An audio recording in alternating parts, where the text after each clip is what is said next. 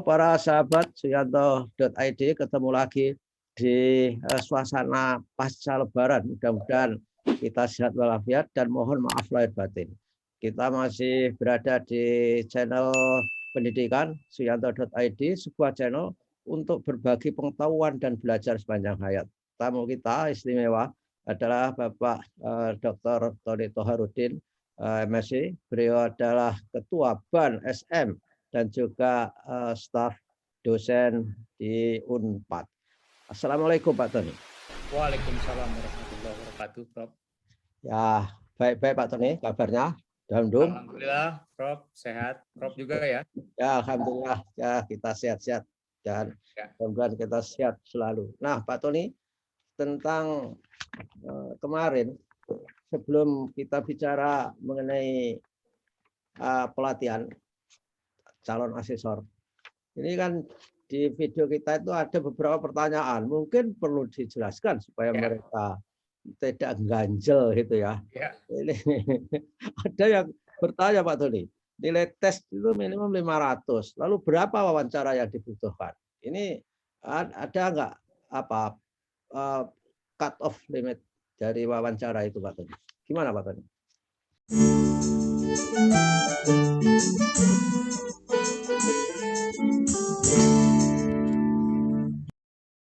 Ya, wawancara itu memang kami memberikan panduan ke seluruh BAN SM provinsi tentang indikator apa saja yang harus dikonfirmasi ke para calon asesor itu. Dan kemudian di masing-masing indikator itu diberikan skor oleh para pewawancara. Nah, kemudian nanti di cut off sesuai dengan kebutuhan dari asesor untuk setiap provinsi. Oh ya, ya. Jadi, umumnya itu bernilai skor 3 ke atas itu yang direkomendasikan untuk dilatih. Oh, tiga ya? Ya, tetapi nanti kan tergantung setiap provinsinya. Kalau kebutuhan kuotanya itu sudah mencukupi berdasarkan jumlah yang diwawancarai, tidak parah-parah amat untuk nilai skor dari wawancara itu, maka dia akan masuk ke diklat. Ya, ya. Berarti tergantung pada rasio pendaftar dan kebutuhan itu artinya. Ya. Itu. Tetapi mungkin yang skornya rendah itu tidak juga diikutkan ke dalam diklat. Oke, pada waktu tes tertulis ya. Itu.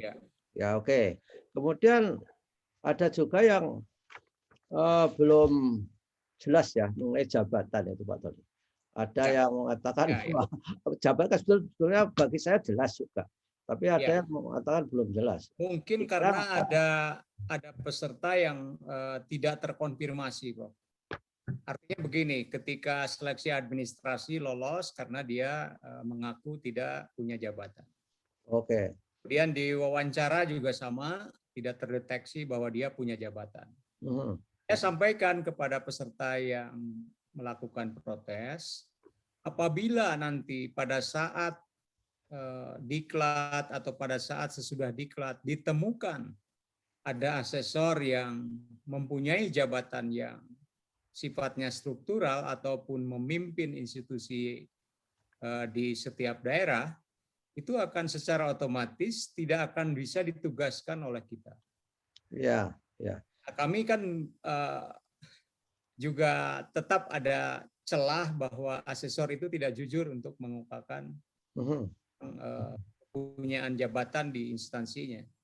Tetapi sudah putuskan apabila di perjalanan nanti ada asesor yang ketahuan mempunyai jabatan di instansinya, itu secara otomatis kami melarang untuk menugaskan. Ya, karena nggak bisa, itu kan ibaratnya akan rangkap ya jabatannya itu. Betul. Jadi terutama yang struktural. Tapi kalau pengawas itu tidak struktural Pak Tony? Tidak Pak, tidak struktural. Oke. Kemudian dia bukan memimpin sebuah institusi. Ya, oke. Ya, betul. Tidak ada organisasi institusinya secara formal. Nah, ketika daftar ada peserta yang sistemnya itu tidak bisa memberi konfirmasi. Apakah betul itu, Pak Tony? Bahwa daftar dia sudah selesai atau belum begitu? Dia ragu-ragu. Dia daftarnya itu sudah benar atau tidak? Gitu. Pada saat tes online atau pada saat tes tes online? Pada waktu daftar ikut. Oh iya. Ini ada kejadian menarik, Prof. Ketika mereka meregistrasi dirinya. Ya, nah itu. Pada saat awal dia memakai email katakanlah tony1@gmail.com. Dan dia mendaftarkan kembali dengan email yang lain tony2@gmail.com begitu. Oke. Nah, kemudian yang dia pakai setelahnya itu memakai email yang tidak sesuai dengan data kami. Oke. Ya, karena semua kami proses kan administrasinya itu. Ya. Tony 1-nya itu tidak lengkap, Tony 2-nya lengkap. Oke. Saat dia mengecek hasil tes, dia pakai yang tidak lengkap. Oh. Masuknya, artinya tidak lulus kan? Ya. Padahal dia lulus karena pakai email yang Tony 2. Nah, artinya setelah itu dilakukan klarifikasi, oh ternyata dia mempunyai 2 email ketika registrasi. Oh, ya. Kami luluskan karena emailnya yang harus dibuka itu email yang lengkap. Ya, jadi dia membuka email yang tidak lulus. Ya, betul. Padahal yang lulusnya ada, tetapi emailnya dia lupa email yang baru. Oh ya, itulah. Kemudian yang tidak mempunyai konfirmasi mungkin tidak pernah mengecek email yang mereka daftarkan. Oke. Jadi kalau emailnya itu sudah didaftarkan ke kita, itu sudah pasti bahwa dia tidak bisa mengecek hasilnya. Iya, ya. Saya kira memang tidak masuk akal kalau nggak ada konfirmasi. Itu kan barang mudah sekali untuk memberi konfirmasi daripada membuat sistem yang keseluruhan itu, Pak Tony. Ya. Betul, betul. Ya. Dan pada saat itu kan diberikan waktu apabila hal yang berkaitan dengan sistemnya mereka. Oke, iya, betul. Nah, kemudian ada yang tanya itu, Pak Tony. Ada berita apapun tentang Ada yang bertanya lagi juga, Pak Tony. Asesor yang lulus 2020, apakah juga harus ikut diklat lagi, Pak Tony? Oke, kita menggunakan 2 skenario diklat. Pertama adalah penguatan terhadap asesor yang sudah menjadi asesor. Oke. Artinya mulai 2020 kita sudah punya asesor baru kan? 2021 dia harus ikut penguatan asesor, bukan pelatihan calon asesor. Oh ya. Ya, jadi dia masuk dalam diklat, tetapi diklatnya penguatan asesor. Dan itu dilaksanakan dalam 2 hari. Oh, beda ya? Dan sekarang sudah punya jadwal provinsi. Oh, beda. Kalau yang asesor baru 1 minggu, Pak Tony ya? Ya, nah kalau calon asesor kami sudah putuskan barusan itu akan dimulai setelah tanggal 2 Juni. Ya, kalau masalah 2 Juni itu jatuh di hari Rabu atau Rabu ya, Rabu. Ya. Maka kemungkinan diklat calon asesor itu lebih banyak di provinsi itu setelah tanggal 5. Oke. Jadi idealnya mulai tanggal 7 Juni hari Senin. Tapi mungkin yang mulai tanggal 5. Oke, tanggal 5 itu tanggal 5 Sabtu, Pak Tony. Ya, biasanya karena Sabtu sehingga harusnya idealnya itu mulai hari Senin. Senin. Ya. Jadi kebanyakan yang pelatihan asesor baru ini mulainya tanggal 7. Tapi sebetulnya mereka sudah punya grup WA masing-masing untuk calon asesor ini, sehingga informasinya akan masuk ke grup WA-nya mereka, tanggal berapa. 15 hours. Ya, oke. Kemudian ada pertanyaan lagi, Pak Tony, di penjelasan kita terakhir itu. Misalnya Jawa Barat yang persennya 210. yang lolos 250. Ini kan bukan begitu konteksnya ya. Ya memang ada penambahan kuota akibat dari kebutuhan yang lebih banyak di Jawa Barat kan gitu. Betul, betul, dan semuanya diwawancarai, Prof. Ya, ya. Jadi Ya. diluluskan dari tahap wawancara itu semuanya diwawancarai. Makanya saya heran kenapa dia mengatakan bahwa yang diwawancarai 210, yang lulus 250. Ya. Itu dari mana asalnya itu? Ya, ya. Pergi ke 250 itu pun atas dasar orang-orang yang sudah diwawancara kan itu. Ya, betul. Yang sudah melalui proses semuanya. Dan 150 sekian itu sudah skor tes online-nya sangat baik. Oke, karena yang baik-baik banyak di sana. Kemudian di NTB, ini mirip-mirip Pak Tony. Ada 80 kan kuotanya, tapi yang bisa diterima 60. Ini pertanyaannya apakah kuota yang lain itu, yang 20 itu lari ke daerah lain katanya. Kan tidak begitu Pak Tony? Tidak. Jadi yang 80 itu sebetulnya yang 20-nya mungkin kalau nggak salah NTB itu 85 ya kalau nggak salah. Ya. Kemudian yang lulusannya 60, berarti yang 25 itu di tes wawancaranya gugur, Prof. Oh, gitu ya. Jadi, ya. Penentuan lulus wawancara itu atas dasar nilai yang dikeluarkan oleh Ban SM Provinsi. Oke. Jadi memang tidak ada bahwa kuota suatu daerah digeser ke daerah lain. Tidak ada. Kuncinya kan itu, Pak Tony. Ya, betul. Mungkin karena kuota dari 1.800 itu masih bisa ditambah secara anggaran, maka kemudian Jawa Barat, Jawa Timur itu masuk. Oke, ya. Yang ditambah. Karena constraint-nya kan anggaran itu. Ya oke lah. Saya kira saudara-saudara para penggemar Suyanto.id, begitulah penjelasan dari Bapak Tony, Bapak Ketua Ban SM mengenai apa yang perlu diperjelas dari pertanyaan-pertanyaan para pendengar Suyanto.id. Insya Allah sudah jelas semua. Dan ini kita melangkah ke rencana untuk pelatihan calon asesor, Pak Tony. Apa yang perlu disampaikan kepada mereka-mereka itu, Pak? Oke, yang pertama bahwa pelaksanaan calon asesor itu akan menjadi otoritas penuhnya Ban SM Provinsi, tetapi harus dimulai setelah tanggal 2 Juni. Karena tanggal 2 kami akan mengumpulkan seluruh Ban SM Provinsi untuk diberikan penjelasan tentang panduan pelatihan asesor, calon asesor. Jadi sekali lagi saya sampaikan yang pertama bahwa diklat calon asesor itu akan dimulai setelah tanggal 2 Juli 2021.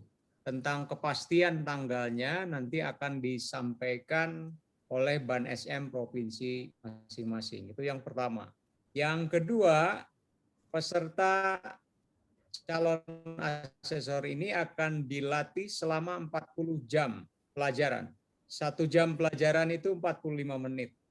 Sehingga kalau dihitung itu totalnya itu dalam waktu 5 hari. Oke. Ya.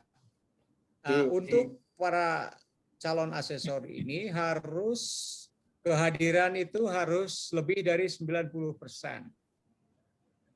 Jadi artinya kalau nanti dalam prakteknya ada yang kurang dari 90%, itu tidak akan lulus untuk menjadi calon asesor. Jadi kami mohon untuk seluruh peserta calon asesor bisa hadir dalam itu minimal 90%. Minimal 90%. Kemudian yang ketiga, ya, Prof? Minimal 90% kehadirannya ya? Ya, minimal 90%. Ya oke. Berikut, betul nih. Kemudian yang berikutnya adalah materi yang akan disampaikan itu terdiri dari pertama adalah kebijakan akreditasi 2021 tentunya sekolah madrasah ya. Kemudian yang kedua terkait dengan reformasi sistem akreditasi dan konsep dasar instrumen akreditasi satuan pendidikan 2020. Kemudian yang ketiga terkait dengan penggalian data, tentunya secara teori terlebih dahulu. Kemudian berikutnya materi tentang mekanisme dan pos akreditasi 2021. Kemudian berikutnya tentang asesmen kecukupan yang akan dilakukan oleh asesor nanti kalau ditugaskan. Kemudian yang paling penting sesi tentang telaah butir dan juga penentuan level kinerja, kemudian kesimpulan penilaian untuk setiap butir di dalam IASP 2020, dan berikutnya tentang rekomendasi, penyusunan rekomendasi yang nanti akan dilakukan oleh para asesor. Kemudian juga terkait dengan sistem penilaian akreditasi, SISPENA, itu aplikasi atau platformnya. Kemudian berikutnya terkait dengan praktek penggalian data dalam visitasi. Kemudian berikutnya tentang penyusunan laporan secara administratif, dan juga terakhir adalah norma kode etik. Yang harus dipahami oleh para asesor. Dan terakhir itu adalah tes akhir yang akan menentukan kelulusan. Di samping juga di dalam proses pembelajaran kita akan menilai sikap dan juga keterampilan dari para asesor. Jadi ada authentic assessment dalam proses itu, Pak Tony? Ya, betul. Di samping tes akhir, post test, itu ada penilaian terhadap sikap, kemudian keterampilan. Oke. Kok saya lihat belum ada Pak Tony, seperti pelatihan penggunaan aplikasi dari sistem itu, atau sudah ada tadi? Sudah ada tadi, SISPENA. SISPENA itu ya. Oke. Dan SISPENA itu aplikasinya. Aplikasi. Dan itu semua harus paham tentang SISPENA itu, karena itu kan jantungnya itu. Lalu betul. Yang lain-lain itu spotting apalah gitu, spotting pack atau apa. Dan kalau SISPENA itu orang harus menguasai ABC sampai Z-nya, gitu Pak Tony. Ya, betul. Ya, oke lah. Kemudian di materi yang tadi saya sampaikan itu sangat penting step by step-nya, urutannya, untuk memastikan nanti asesor bisa terlatih setelah melaksanakan diklat. Oke, dan minimum kapasitas komputer seperti apa Pak ini? Jangan supaya mereka siap beneran. Ya, kami menyarankan pada diklat asesor ini menggunakan laptop, tidak menggunakan handphone. Kenapa? Karena nanti juga akan berkaitan dengan aplikasi yang akan diinstal ke dalam laptop masing-masing. Ya, secara praktik memang bisa pakai handphone, tetapi barangkali kita akan lebih menyarankan untuk pakai laptop, karena semuanya materinya akan diberikan secara daring, Prof. Di seluruh Indonesia ini tidak ada sesi yang luring, semuanya daring. Iya. Kalau desktop sudah nggak musim sekarang Pak Tony? Ya, sepertinya desktop sudah nggak musim, tetapi memungkinkan untuk pakai desktop. Ya. Oke. Baguslah.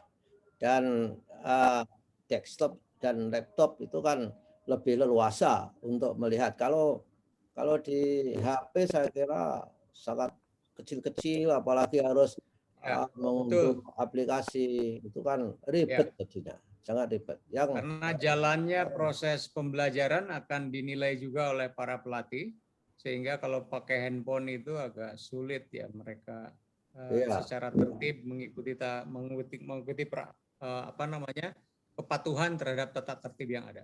Ya, dan mungkin Pak Tony disarankan di samping berlangganan internet juga harus punya paket data untuk reserve kali. Sewaktu-waktu bisa tethering. Kami menyediakan paket data untuk seluruh peserta. Oke. Jadi kami nanti ganti setelah latihan selesai. Sesuai peraturan keuangan yang ada. Oh ya. Baik lulus tidak lulus pokoknya kasih semua Pak Tony. Ya, dikasih semuanya. Ya, bukan berarti yang tidak lulus kembalikan. Ya. Cuman ya itu sesuai dengan peraturan keuangan yang ada. Iya, betul.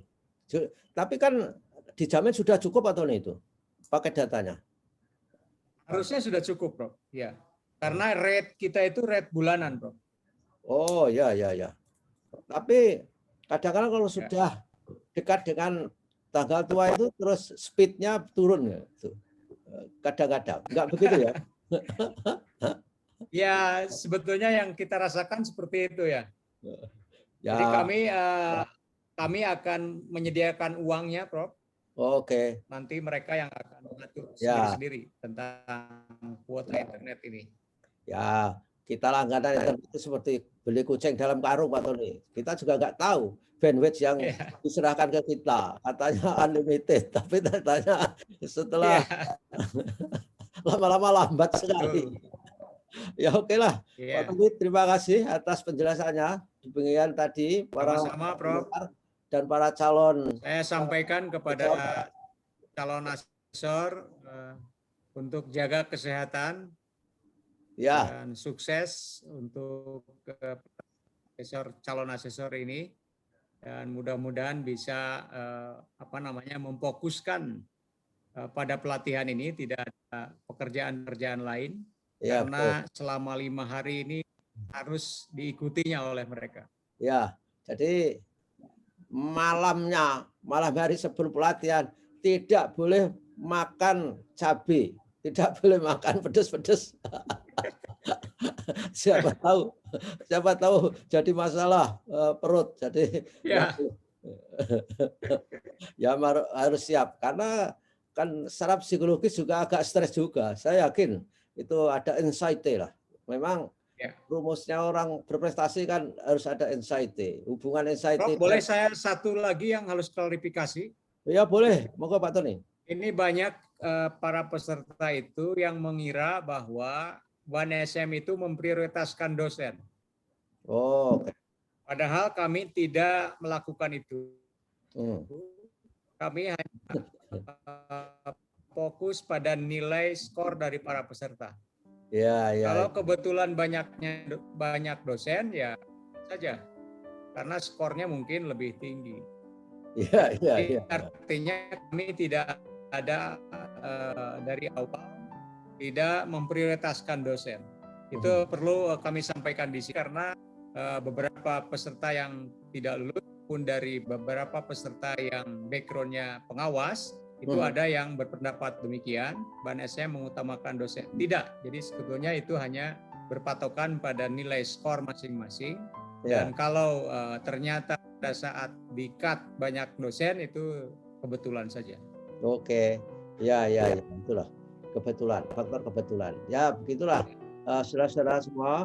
Mudah-mudahan para calon yang mengikuti pelatihan selalu sehat walafiat dan hasilnya semuanya baik dan memuaskan, dan bekerja untuk mengawal pendidikan kita, untuk membuat evaluasi eksternal dari setiap sekolah itu. Terima kasih Pak Tony atas kebersamaannya. Mudah-mudahan sama-sama, Prof. Sehat walafiat ya.